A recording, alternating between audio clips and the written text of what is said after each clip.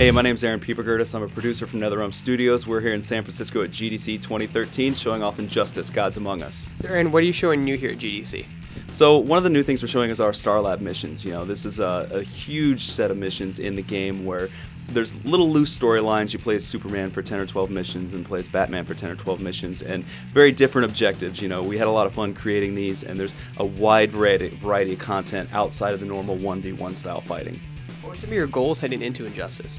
Obviously, every game that we do at NetherRealm, we want it to be bigger than our last game. So, you know, if you played Mortal Kombat, you saw the sheer volume of single-player content that was there. So we wanted to take it to the next level with this one. Plus, working in the DC universe, we wanted to tell a good story at the same time. So, you know, you'll see the story mode within Injustice. It's bigger and badder than we did with Mortal Kombat. It's a really interesting take on these characters, and, you know, we had a lot of fun doing it.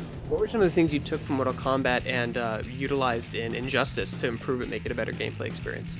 Well, we did want this to feel like its own game. I mean, it's going to play very differently than Mortal Kombat did, but you know, we're always trying to improve our fighting mechanics and make sure it's really fluid and that there's depth there for the guys that really love and are very passionate about fighting games, but still being casual enough and accessible enough that fans that, you know, maybe DC Comics fans that haven't played a fighting game will pick this up and still find some pretty cool things that they can do. So, you know, we were pretty proud of what we did with Mortal Kombat, but we definitely wanted to take it to the next level with Injustice.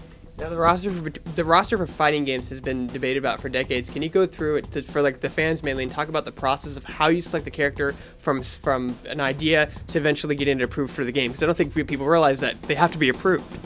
Yeah, this was a tough one for us, I'm not going to lie. I mean, if you think of the breadth and depth of the DC universe, I mean, there's hundreds of thousands of characters there that you could potentially include in a game like this.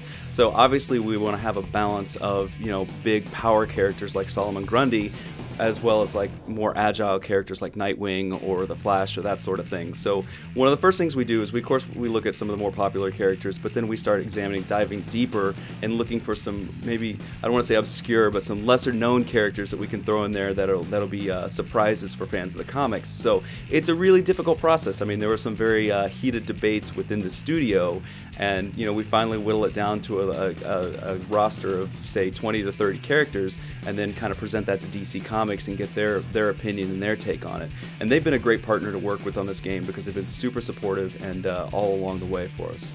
And were there any characters that the studio really wanted and just didn't make the cut? There's always going to be characters that didn't make the cut. There's some of my personal favorites that didn't make the cut. I don't necessarily want to say right now, though, because we haven't announced the full roster, and I don't want to, you know, even revealing someone that didn't make the game might hint at somebody that is in the game. So, unfortunately, I'm going to leave a little bit of speculation there for the time being. But yeah, there's always characters that unfortunately don't make it in. But that's a great thing about downloadable content, and you know, we obviously support these games well past launch. And if, you know, if we hear a big uproar from the fans, why didn't this character make it in? Maybe they will in the future. Where can people like go to like suggest characters? Do they have like a forum or anything they can go to? We've of course got the website. They can go to our website and check it out. We've got Facebook pages. We're all over social media, so there's a lot of different opportunities for fans to kind of voice their opinions about the game.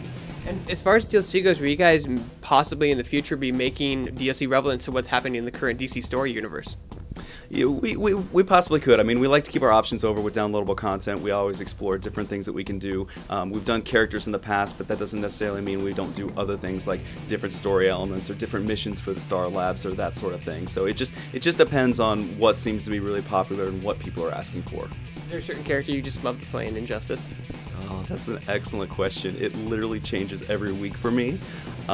Right now, I would say one of my favorites to play is actually the Flash. It has been from day one. It's the character I keep coming back to. I like his speed, I like his agility, but it does, every time our designers add a new character to the game, I think my focus shifts to that new character. Now, if you guys got like a AAA voice talent to voice all these characters, can you go into the casting process and how you guys chose the voices for these iconic characters? I mean, obviously, yeah, we do have a lot of iconic voice actors in this game. You're going to hear people you recognize from DC Comics, other DC properties, and it was a great opportunity for us because we've, you know, always want to, again, kind of nod towards the fans, like we know these are the guys you like hearing, so, you know, here's another chance to see them in another role. So it was, for us, a great opportunity to work with some absolutely fantastic talent and just kind of help solidify our game. What are you most excited about people getting their hands on with Injustice? That's that's it, actually, is people actually getting to play it. You know, we've obviously been working on it for a couple years now, and it's very close to us, but the end reward for us is always when it's out there, the public gets a chance to play it, they see how much content is there. You know, again, we've got tons of single-player campaign and content there, as well as multiplayer. So it's just once we see people actually playing it, that's the biggest reward for us.